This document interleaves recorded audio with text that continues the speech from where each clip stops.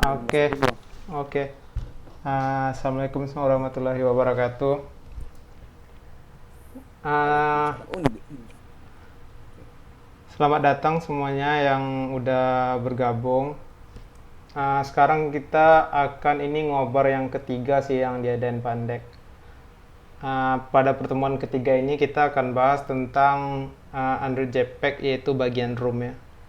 ROM itu sendiri adalah sebuah library yang dikembangkan buat memudahkan kita menggunakan SQLite.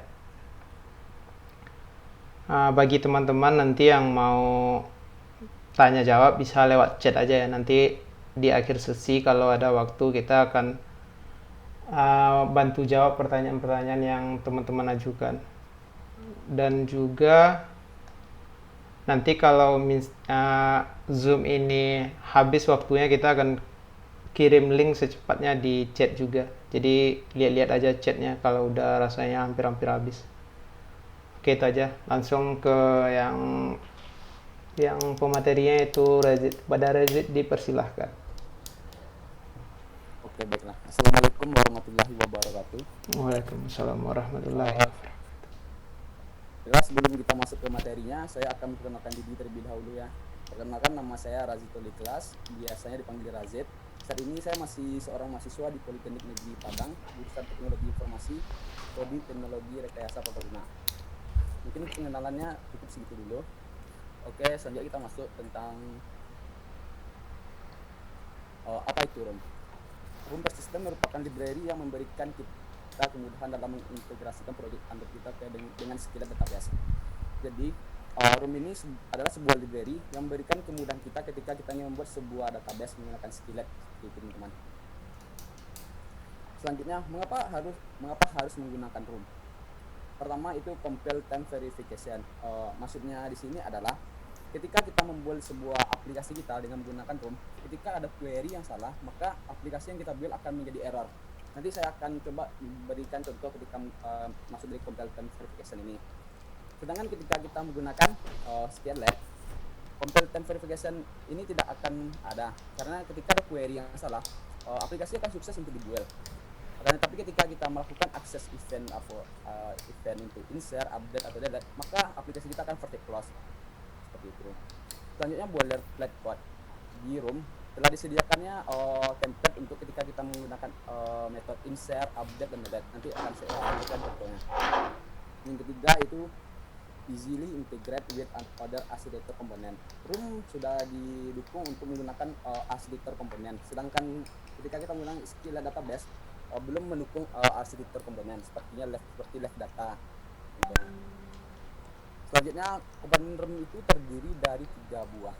Pertama yaitu entity, merupakan tabel dalam database. Ketika kita ingin membuat sebuah tabel di dalam ROM, kita harus menganotasi sebuah entity dia dalam sebuah kelas. Nanti saya akan berikan sebuah contohnya. Yang kedua, DAO, data access object. Data subject ini lebih ke cara kita untuk mengakses database seperti insert, update, delete, dan query yang lainnya seperti itu. Nanti saya akan berikan juga contohnya. Selanjutnya database, yaitu proses untuk menginisialisasi database-nya nanti. Nanti ada juga contohnya. Ini contohnya entity, ini contohnya DAO, ini contohnya database. Okay. Nah, ini contoh dari query salah satu query ROM dengan Skillet. Di sebelah kiri saya merupakan yaitu ketika kita melakukan query dengan ROM, dan sebelah kanan saya ketika kita melakukan sebuah query dengan Skillet. Nampak perbedaan yang sangat signifikan kan, dimana ketika kita menggunakan ROM akan lebih sangat mudah untuk dibaca query yang akan kita buat, sedangkan menggunakan Skillet agak sedikit lebih banyak codingan yang akan kita buat. Seperti contoh seperti di sini, ketika kita ingin membuat sebuah bentar ya.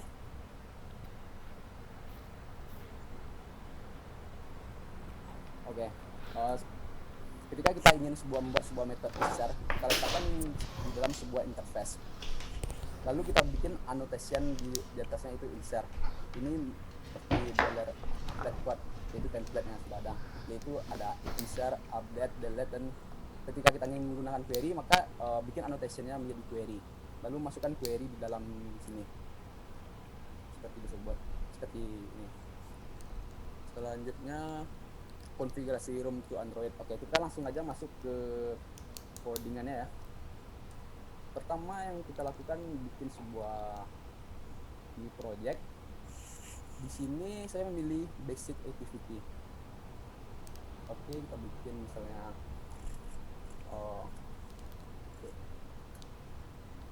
create ROM. Kita bikin finish.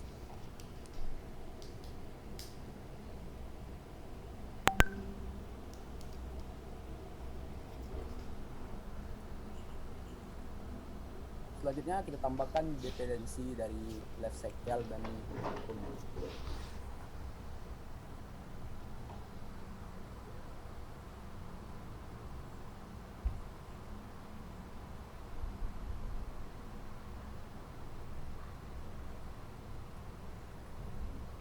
Oke, karena di sini nanti saya akan membuat sebuah fasilitator komponen itu FFmpeg, maka saya menggunakan tambahan itu left-cycle di sini ya. Lalu kita tambahkan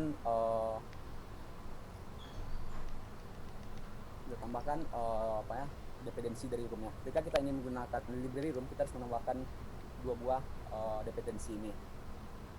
Selanjutnya kita synchronize. Oke. Selanjutnya yang harus kita lakukan adalah di ROM tadi kan memiliki 3 buah komponen kan, yaitu yang entity, DAO, dan database. Selanjutnya kita bikin sebuah package, kita bikin sini namanya database.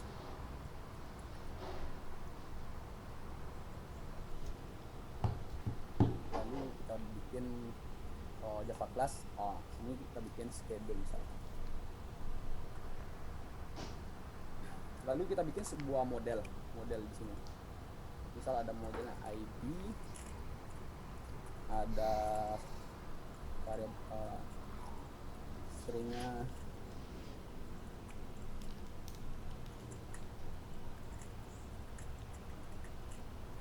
name,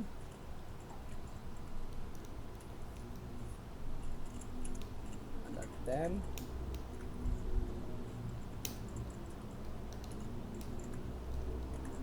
course,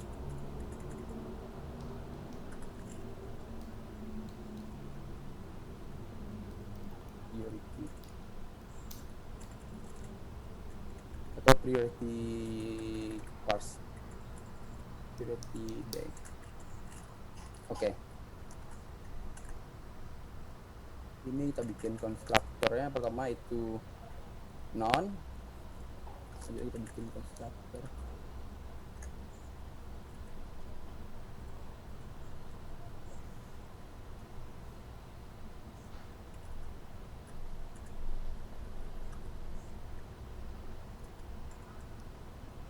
Kita bikin getternya dari semua kita bikin, dan untuk setternya hanya ID. Oke, baiklah, sini saya akan menjelaskan. Di sini kita memiliki sebuah model yaitu schedule, di mana di dalam model schedule ini terdapat 5 buah variabel, yaitu ID, priority day, teacher name, temp, dan course. Di sini saya akan menjadikan model ini menjadi sebuah tabel. Bagaimana cara? Kita dengan cara menambahkan annotation entity di sini. Entity, lalu kita bikin tabel name. Lalu kita beri nama tabelnya itu schedule, serta samakan aja dengan nama dari kelasnya. Maka model ini sudah menjadi sebuah tabel. Lalu selanjutnya kita akan memberi sebuah primary key di dalam tabel ini. Otomatis primary key-nya ID kan. Kita bikin annotation lagi, primary key, auto generate, kita kasih true. Jika auto generate-nya bernilai true, maka otomatis primary out dia akan menjadi ID-nya akan terbuat otomatis 1, 2, 3 akan tergenerate secara otomatis seperti itu. Selanjutnya kita kasih namanya column info.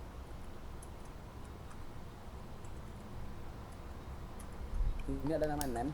Di sini fungsinya itu memberi nama dari field dari database tabel yang kita buat. Ini kita bikin aja namanya priority. Kita samakan aja dengan nama dari variabelnya itu priority day.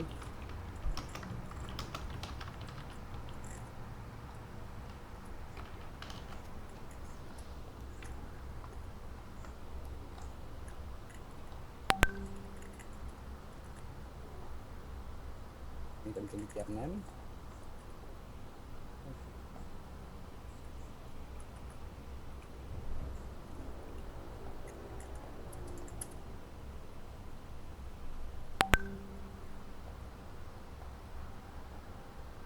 Lalu sini kita bikin course untuk nama fieldnya. Oke. Jadi seperti ini kita sudah menghasilkan satu buah tabel. Itu nama schedule. Selanjutnya kita bikin data akses objeknya, DAO-nya. Untuk membuatnya kita harus menggunakan interface ya, teman-teman, untuk membuat DAO. Kita bikin sini namanya schedule DAO.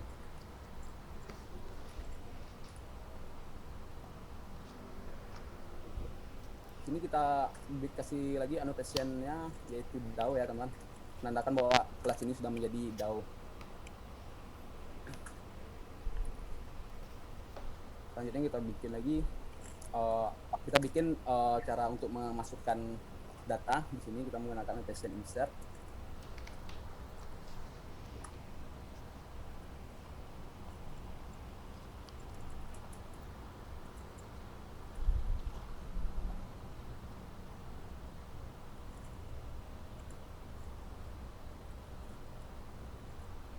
Lalu kita panggil tadi tabel yang telah kita buat tadi yaitu schedule. Maka di sini sudah menghasilkan satu buah method yaitu insert. Lalu kita tambahkan lagi method yaitu update. Void update.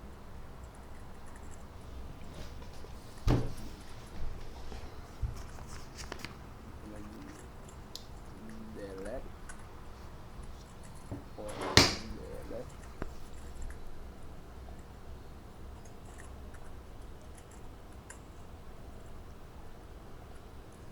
Dan kita bikin lagi untuk delete alanya ya, teman-teman. Untuk delete kita pakai query di sini.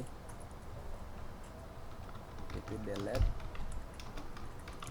from schedule. Otomatis schedule-nya sudah ada, sudah terdeteksi sama room-nya bahwa telah ada sebuah tabel namanya schedule. Ini merupakan salah satu fitur dari compile, salah satu dari fitur yang ini, yang compile time verification.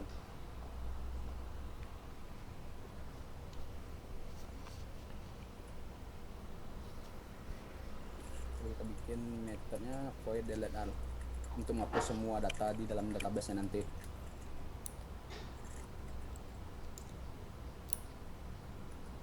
Lalu kita bikin query untuk membaca datanya.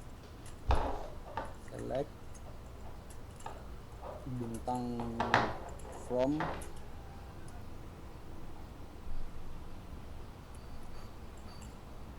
schedule order. Kita urutkan datanya berdasarkan priority schedule tadi ya, teman-teman. Priority day sebagai ascending. Jadi nanti di sini saya akan membuat sebuah terus kita kasih left. Kita akan sini akan menggunakan left data ya, teman-teman.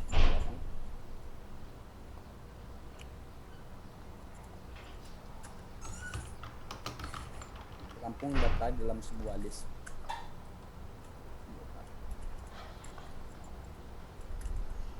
Oke, jadi skenario seperti ini, teman. Saya akan membuat sebuah aplikasi sederhana untuk menyimpan sebuah data, yang mana data itu terdapat tentang mata kuliah kita, dosennya, waktu dan harinya seperti itu.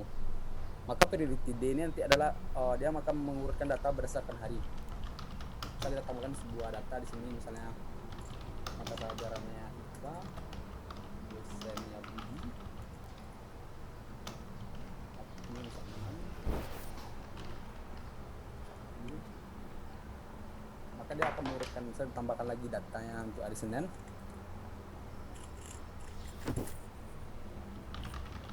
Drama dosennya Budi lagi. temnya ini kita bikin sentilan. Nah, maka fungsi dari priority descending ini maksudnya data itu diurutkan berdasarkan ascending seperti yang di query di database pada umumnya gitu, seperti itu. Oke. Setelah kita bikin DAO-nya, selanjutnya kita bikin adalah database-nya. Untuk melakukan pembuatan database-nya kita harus menggunakan abstract class.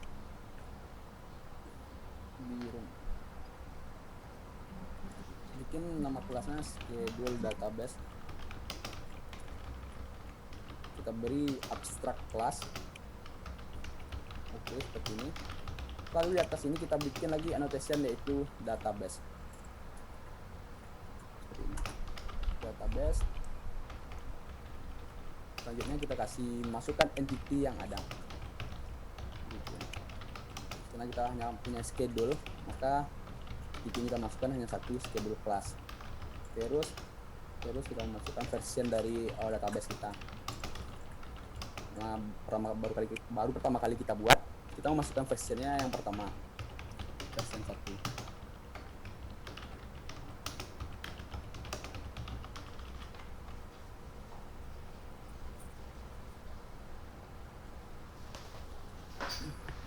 Halo Bang Egi. Halo. Aman Bang? Aman. Lanjut aja dulu.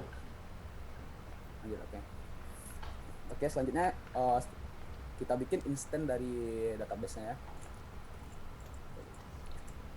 Start. Take. Schedule. Database.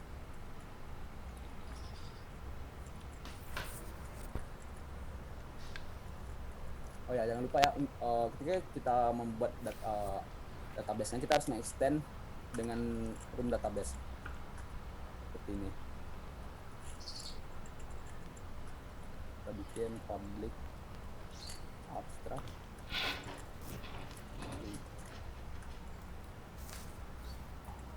Biar cepat kita copy aja ya data yang udah siapnya.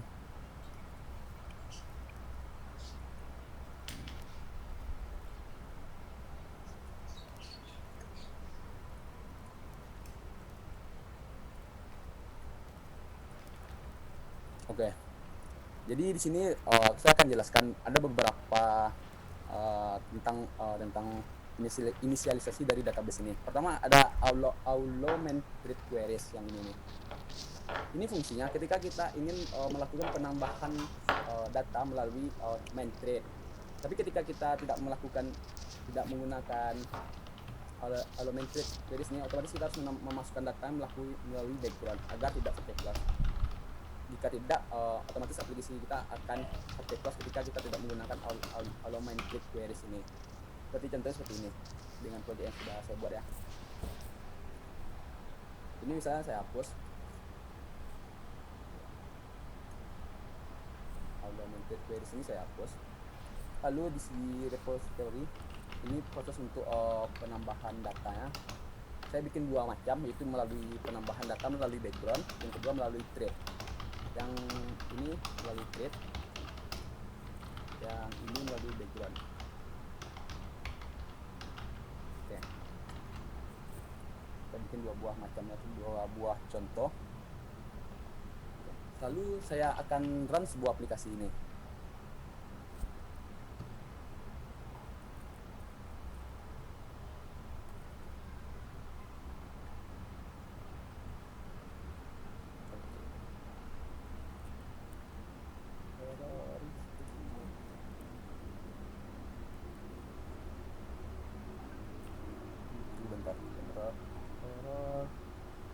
Oke dulu. Ini salah bikin, delete al schedule aturannya benar.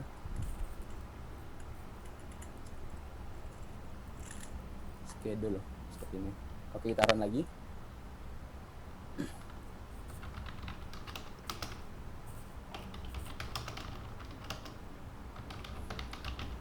Jadi kita menggunakan apa ya di dalam pembuatan database-nya, kita tidak menggunakan allow-main-create queries. Jadi ketika kita ingin menambahkan datanya, kita bikin matematika, mata pelajaran matematika, lalu dosennya misalnya Andi, temnya ini, data, otomatis aplikasi akan vercek plus. Kenapa hal itu terjadi? Karena kita tidak memberikan izin untuk memasukkan data melalui allow metric queries. Sedangkan ketika kita memberikan sini ya allow metric queries, maka aplikasi mengizinkan untuk melakukan proses penginputan data melalui thread. Seperti itu.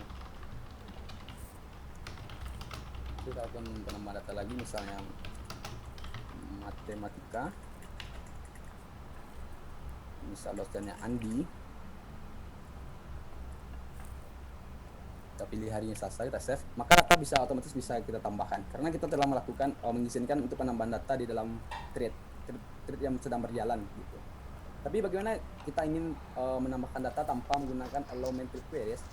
Bisa kita hapus ini ya, allow metric queries, lalu data yang kita tambahkan melalui background di belakang layar, bukan di dalam thread utama seperti itu maksudnya. Di sini.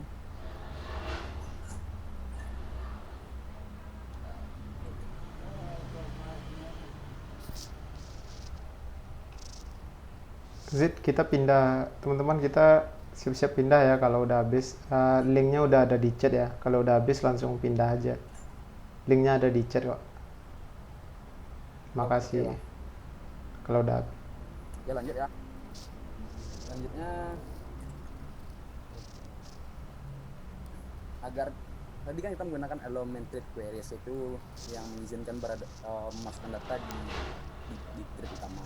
Jika kita menggunakannya di background, prosesnya di background, maka kita tidak membutuhkan allow treatment queries tadi karena kita melakukan proses penginputan datanya yaitu di background seperti ini.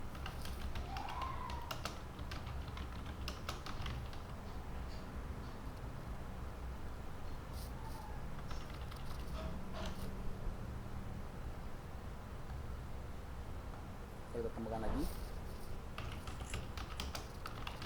matematika,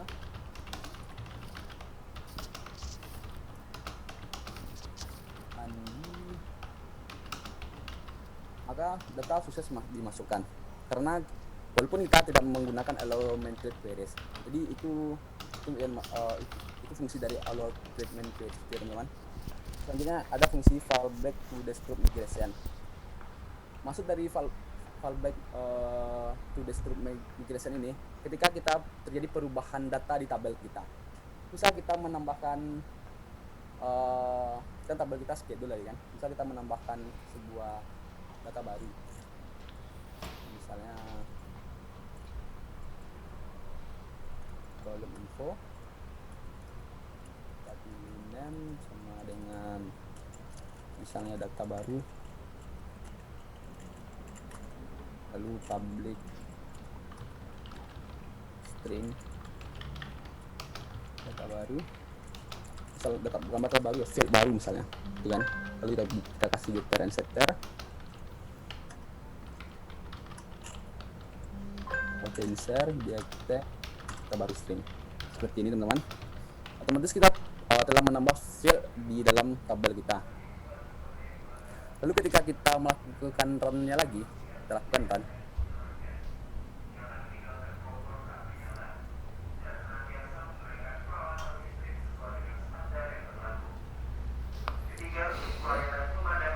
Otomatis aplikasi kita vercek plus. Kenapa bisa vercek plus?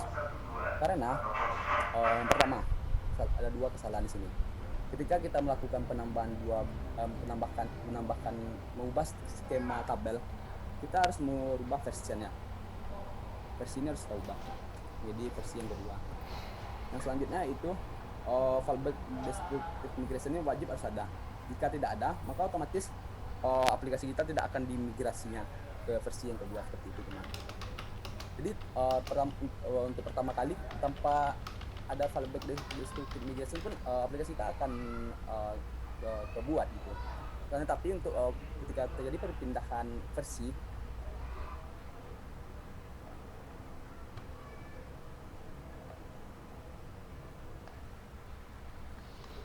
jadi lanjut aja bang. Lanjut. Jadi misalnya gini teman-teman, kita kan tadi di dalam database schedule database ini kan kita memiliki satu buah entity gitu kan. Karena kita mempunyai banyak entity maka kita harus masukkan semua entity tabel kita ke dalam schedule database ini. Misalnya seperti ini, saya membuat sebuah tabel yaitu person. Lalu saya beri ada nama untuk fieldnya, ada untuk umurnya kita bikin X, untuk warna kulitnya skin. Seperti misalnya kita bikin 3 buah field aja. Selanjutnya kita kasih constructor misalnya 2 non sama ini. Oh ya, ada ID itu lagi ya, di tabel harus ada ID. Biar ID. Oke, kita bikin getter and setter lagi. Kita bikin getter untuk semuanya dan setter untuk ID. Oke, selanjutnya kita akan menginisialisasi bahwa kelas ini akan menjadi sebuah tabel dengan cara kita tambahkan lagi entity di sini ya. Entity kita bikin tabel name-nya itu person. Otomatis kelas ini sudah menjadi sebuah tabel. Lalu kita tambahkan lagi di dalam schedule database ini tabelnya. Yaitu sini ada namanya person class. Dan kita harus wajib menambahkan lagi DAO di sini ya. Sini ada class, database, person DAO untuk melakukan akses ke database-nya. Person DAO. Seperti ini. Lalu harus kita inisialisasi lagi DAO di sini, teman-teman. Kita copy aja untuk selanjutnya.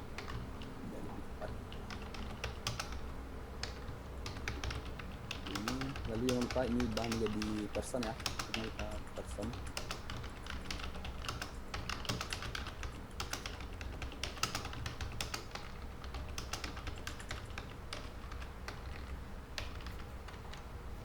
Ini person juga.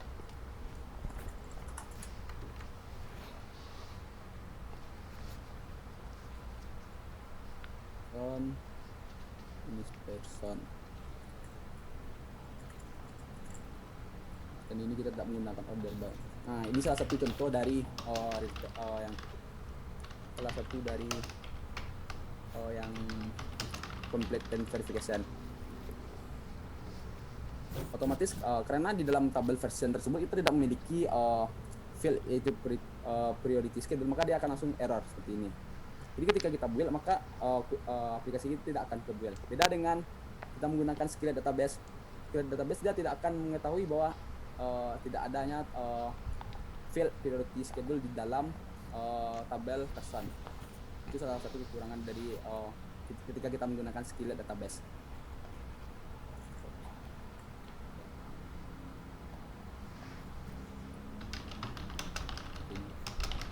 Selanjutnya di sini ada nama metodenya add callback nih. Callback ini adalah memanggil kembali. Maksudnya di sini lah ketika kelas ini dijalankan, otomatis dia akan membuat mengencrypt sebuah database. Mengencrypt sebuah database. Itu maksudnya. Dan lalu membuild gitu. Kemudian di sini saya untuk mengetes apakah database tersebut berhasil kita buat, maka saya akan membuat sebuah kelas untuk secara otomatis mengisi data random dummy seperti itu. Lakukan melalui background, mengextend dari asintas kelas asintas, lalu membuat objek DAO-nya seperti ini dan memasukkan data tersebut melalui background. Jadi memanggil schedule DAO.insert yang seperti itu. Jadi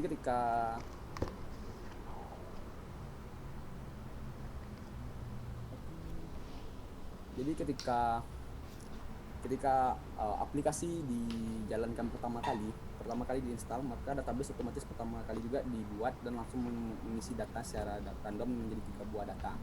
Misalnya di sini saya hapus lagi datanya. Misalnya saya hapus lagi aplikasi ini. Oke. Kita uninstall.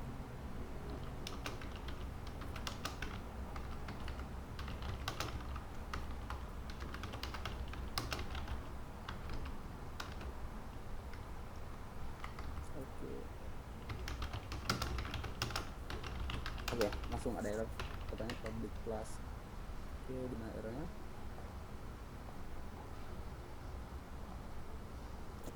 Oke, di sini kita harus menambahkan apa ya, primary key tadi.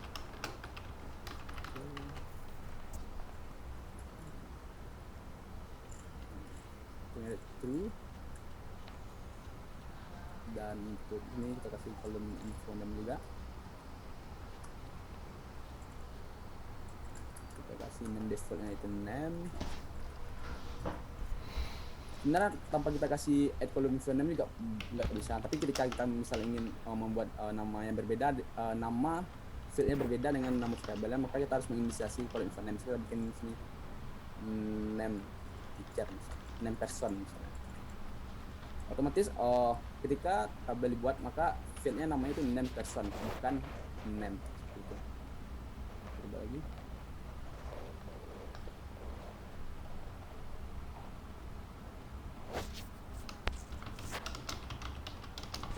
Aplikasinya pertama kali diinstal, otomatis akan ada sebuah data baru seperti ini. Data ini didapatkan dari sini, teman-teman, dari sini. Data ini ya, seperti itu. Oke, selanjutnya kita masuk lagi, kita menggunakan, karena kita di sini menggunakan arsitektur komponen npm, maka saya membuat sebuah repository nama schedule repository.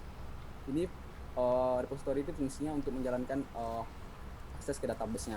Jadi untuk metode-metode insert, update, delete-nya fungsinya jalan di dalam repository ini. Ini. Pertama yang harus kita lakukan adalah membuat sebuah objek dari DAO yang tadi, data access objeknya. Selanjutnya kita membuat left data list schedule list. Di sini kita menggunakan left arsitektur komponen left data ya teman-teman. Kita menampung semua data yang kita ambil itu dalam sebuah list, artinya membacanya seperti itu. Jadi kita bikin lagi sebuah konstruktor yang application. Selanjutnya kita akan menginstant database yang ada di sini tadi. Karena kita menggunakan konsep MVVM, maka kita menginisiasi database-nya di dalam repository ini. Schedule database get instant application. Selanjutnya DAO database schedule DAO, schedule list sama schedule DAO get L. Artinya di sini kita menampung mengambil semua data di dalam database di dalam list yang kita buat di schedule get all. Berarti ini fungsinya mengambil data dari database schedule get all. Selanjutnya ini ada fungsinya, itu kita bikin fungsi delete all schedule untuk mengambil datanya. Untuk di dalam view modelnya nanti ada insert, ada update, ada delete gitu. Selanjutnya kita masuk ke view modelnya. Di view modelnya kita inisialisasi lagi objek schedule repository, sama kita bikin lagi left datanya. Selanjutnya kita inisialisasi repository-nya dengan application. Selanjutnya kita ambil semua data, kita tampung semua data yang telah diambil di repository itu ke dalam sini. Lalu kita bikin lagi insert, update, delete all-nya sama get all-nya. Oke, selanjutnya kita di dashboard. Dashboard ini merupakan tampilan yang ini dashboard namanya. Pertama kita di dashboard. Oke, di dashboard nanti kan tampilan layoutnya seperti ini teman. Di dashboard itu kita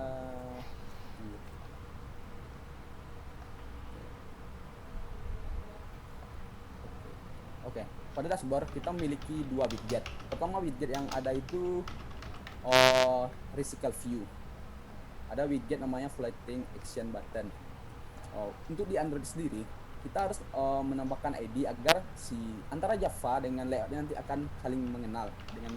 Jadi ID ini jembatan antara si layout dengan si Java-nya nanti. Kan ada ID sini ya.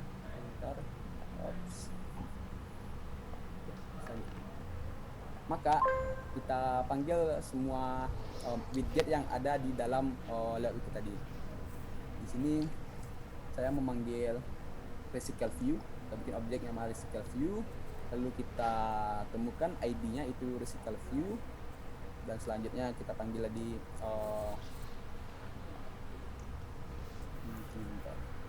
selanjutnya ada ID-nya itu floating action button-nya itu add data ID-nya, lalu kita kasih aksi ketika dia diklik seperti itu teman-teman.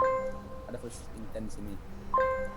Selanjutnya karena kita di sini menggunakan konsep view model, maka kita harus menginisialisasi schedule view modelnya yang kita bikin di sini tadi. View modelnya. Kita bikin objeknya view model. Selanjutnya kita bikin schedule view model sama dengan view model provider of this get schedule view model class. Lalu kita panggil karena kita di sini view model ini akan mengambil semua isi dari database lalu memasukkannya ke dalam adapter. Maka cara manggilnya itu schedule view model get all observe this, lalu adapter akan memasukkannya ke dalam, lalu kita submit data yang kita telah dapatkan ke dalam adapter, lalu resical view akan menampilkannya ke adapter seperti itu.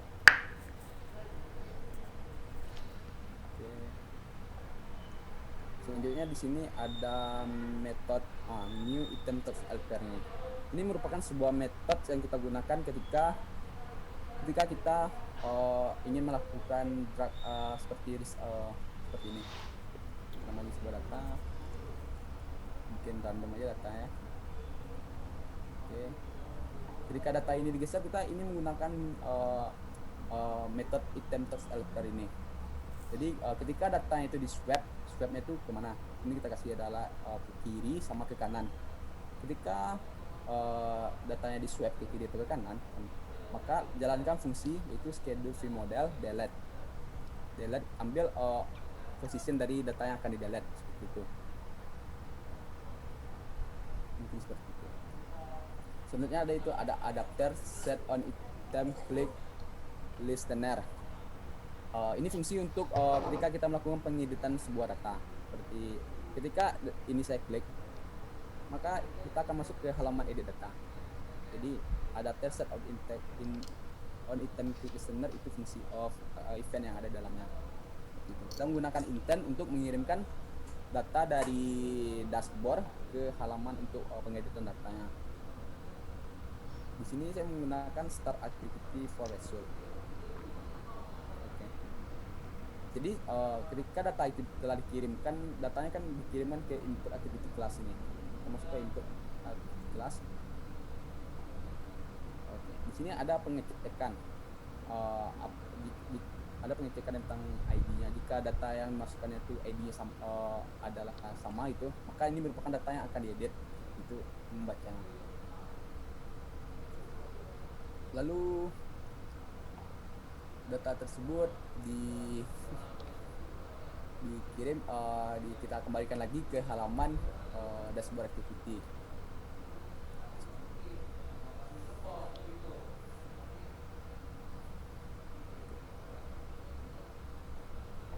Oke, kita bahas satu aja biar agak sedikit pusing ya. Oke. Di sini saya memiliki apa ya? Ada namanya input layout, activity input layout. Di activity input layout ini kita memiliki 3 buah jenis widget. Pertama itu edit text sama button sama picker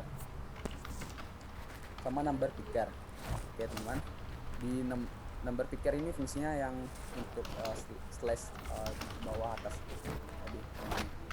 Ini namanya number picker, widget number picker. Secara umum, widget number picker ini data itu menampung integer gitu datanya, tapi bisa kita custom menjadi string. Caranya seperti ini. Di dalam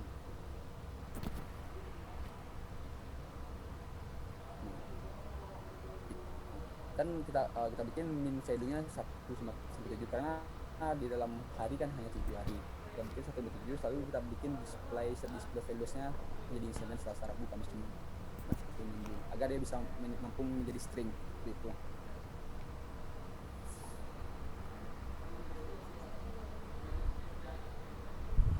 Oke. Halo Bang Egy. Oke. Halo Maggie. Oke. Udah, Nah, bagusnya bahas room aja terus semua kita bahas. fokus aja ke room. Kalau roomnya sih udah sih. Udah. Room Ah, aja sih ya. ya udah. Berarti yang metode yang lain ini gimana? Ya udah ntar aja itu. Itu yang metode mana? Jadi yang kayak apa adapter itu kita bahas juga. Ya room aja. Nanti kalau ada Room yang aja tanya nanti aja. room aja kan. Oke. Oke. Benar. Oke, bagi Jadi itu lanjut lanjut. lanjut. Jadi untuk room yang intinya dari room itu cuman ini aja teman-teman, yaitu uh, entity-nya ini, selanjutnya DAO-nya ini, selanjutnya database-nya ini, cuma 3 buah itu. Selanjutnya cara kita untuk melakukan inisialisasi dari database-nya, schedule database-nya, database yang akan kita buat tadi. Dan setiap entity yang kita buat harus kita masukkan di dalam sini. Bisa kita memiliki 10 entity, harus kita masukkan ke 10 ke dalam ini agar tabelnya entity-nya akan dibuat. Selanjutnya versionnya, setiap terjadi perubahan skema di dalam tabel, kita harus wajib mengupgrade versionnya. Dan sebenarnya dia ini otomatis dibuat ya teman-teman, bisa dapat kita lihat di dalam sini. Di dalam ini. Ini salah satu dari database yang kita buat tadi. Ini otomatis kita buat karena kita, dibuat oleh roomnya. Sedang kalau kita menggunakan Skillet database, ini harus kita buat secara manual. Seperti itu. Mungkin itu aja dulu ya Bang Egy. Oke.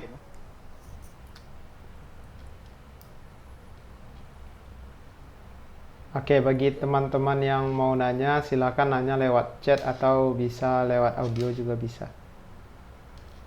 Oke, ada teman-teman yang mau nanya?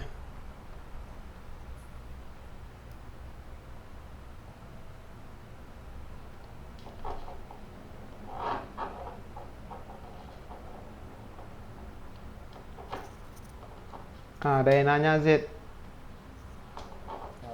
Kak, relasi di room kayak gimana? Oh, relasi di room. Belum pernah nyoba sih relasi di room. Bang, mungkin Maggie bisa jelasin. Wah, kok aku? Belum pernah sih bikin relasi di room. Relasi di room ya. Relasi hubungan antar tabelnya.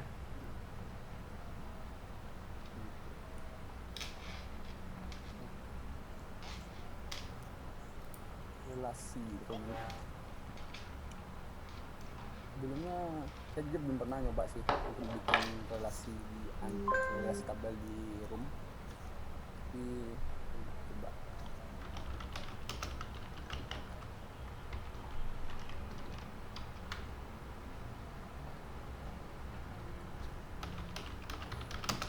Saya seperti udah pernah bikin relasi di tabel di room Bang ini? Pernah. Bang ini, halo. Halo? Abang udah pernah bikin relasi di apa? Relasi tabel di room. Dulu sih pernah. Dia pakai transaction itu ya? Harus kita bikin annotation transaction kalau nggak salah. Sama aja sih, tapi kita manggil langsung modelnya gitu. Oh, langsung modelnya. Ya sama aja sih kayak query biasa, query select. Kita mau manggil yang mana? Kita coba ya. Misal ini query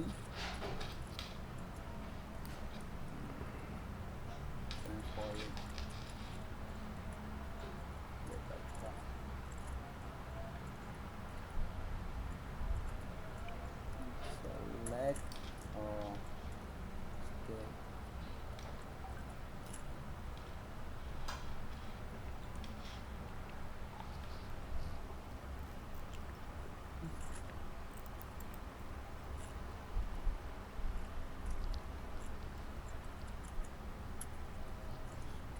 Atau kalau nggak salah ada annotation relasinya juga. Aku kirim di link aja, di link aja. Oke. Itu di chat. Aja mungkin ya. Soalnya saya belum pernah nyoba sih. Nyoba relasi di room. Lihat di chat aja ya, bisa baca itu sih. Oke, pertanyaan selanjutnya. Ada yang masih mau nanya lagi?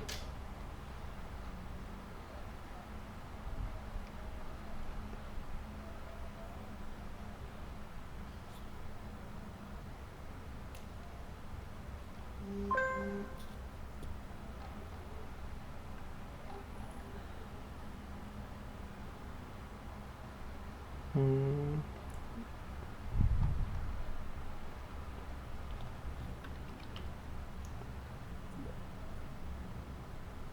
boleh lihat codingan ketiga file Java-nya, Bang? Yang mana? Yang di kelas mana? Mungkin maksudnya yang bagian-bagian room aja. Oh, bagian-bagian room. Kalau pakai ini datang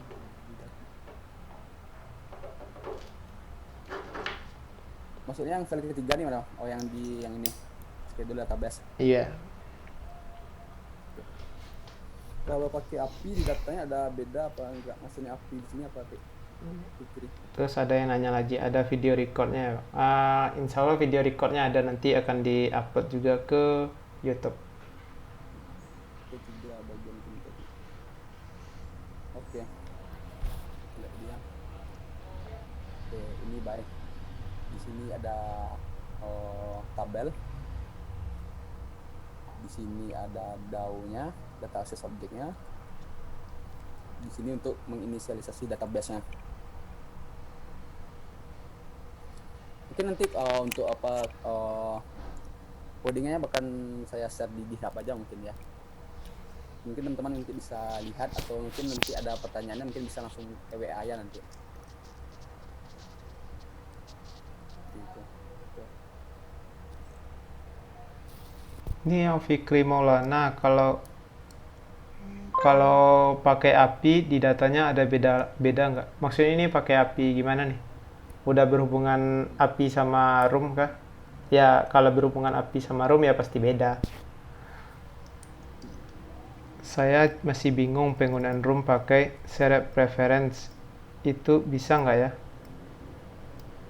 Setahu saya nggak bisa ya. Bisa. Maksudnya gimana nih? Self preference dengan room itu menurut saya berbeda. Self preference itu menyimpan datanya di dalam memori ya kalau nggak salah, Bang. Itu hanya satu buah data kalau setahu saya untuk bisa disimpan seperti itu.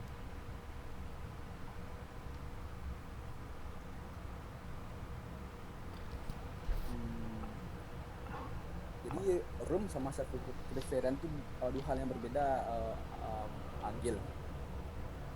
Mas Agil. Ini dua hal yang berbeda, Mas. Jadi self preference itu kalau saya sih menggunakannya biasanya untuk hanya menyimpan satu buah data sementara ketika seperti login itu bisa menggunakan preference. Sedangkan untuk roomnya lebih ke kayak ketika kita melakukan seperti adanya kayak database yang di MySQL seperti itu, kayak ada relation setnya antara tabel, kayak kita menggunakan room. Ini coba saya bandingkan ya antara room dengan SQL yang pernah saya buat.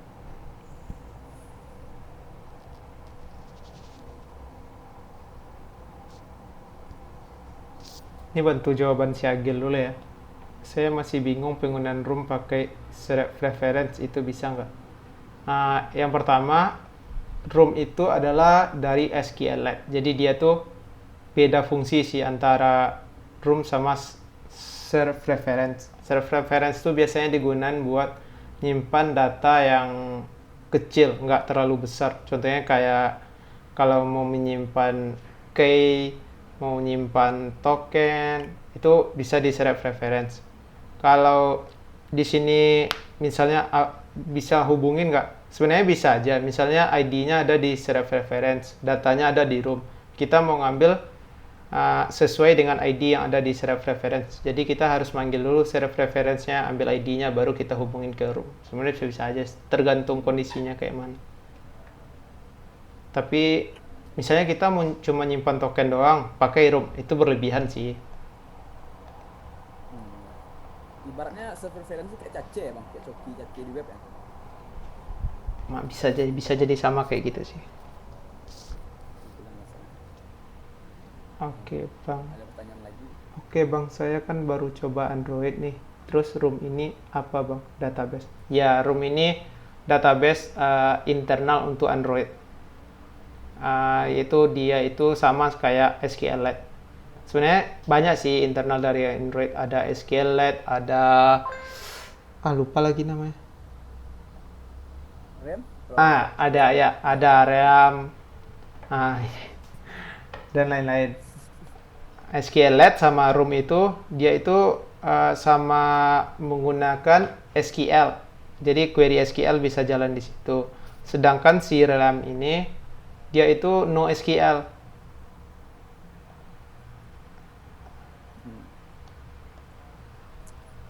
Oke, ada yang mau nanya lagi? Mungkin saya dapat memberikan gambaran lah tentang ketika kita menggunakan Skillet database. Ini contoh dari Skillet database. Misalnya ini kita bikin tabel Movies. Maka seperti inilah isi dari tabel Movies yang tadi. Kita harus bikin suatu detail, field-fieldnya misal detail, original language. Ini merupakan sebuah field tadi, fieldnya. Dan selanjutnya kita harus membuat database-nya lagi. Membuat database-nya di Skillet database seperti ini contohnya teman-teman. Lumayan panjang kan dibandingkan Room. Sedangkan di Room kita hanya membuat database-nya hanya menggunakan ini ya, seperti codingannya hanya sebanyak ini saja. Sedangkan di dalam Skillet database tadi untuk membuat database-nya seperti ini. Kita harus mengetikkan secara manual satu-satu. Kita bikin query-nya, create tabel seperti ini. Jadi nampak perbedaan ketika kita menggunakan Skillet database dengan Room. Lebih cepat menggunakan Room lagi ya untuk membuat database dibandingkan Skillet.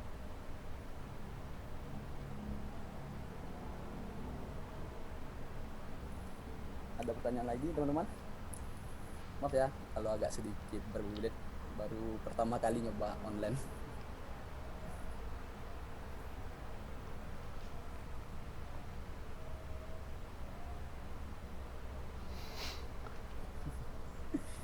Kak, izin bertanya lagi. Setelah saya baca tentang Rasi menggunakan data class. Nah, kalau membuat kelas di Java gimana Kak? Kalau data kelas itu di Kotlin ya kalau nggak salah. Kalau di Java nggak ada data kelas namanya. Iya kan Bang Egi? Iya. Data kelas gitu.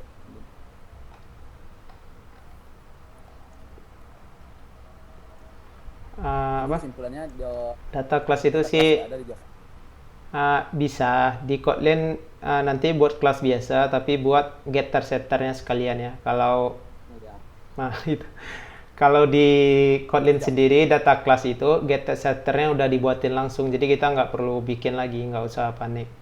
Kalau di Java bikin kelas biasa, nanti model biasa, terus buat getter setter. Oh, sorry. Berarti itu data kelas ya Bang. Iya, isinya getter setter aja.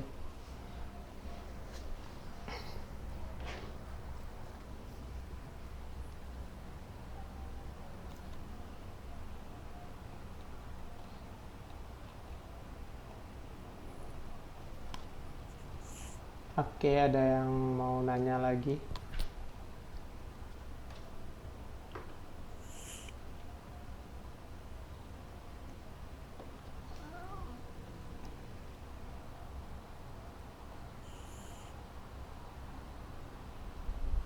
Masih ada yang mau nanya?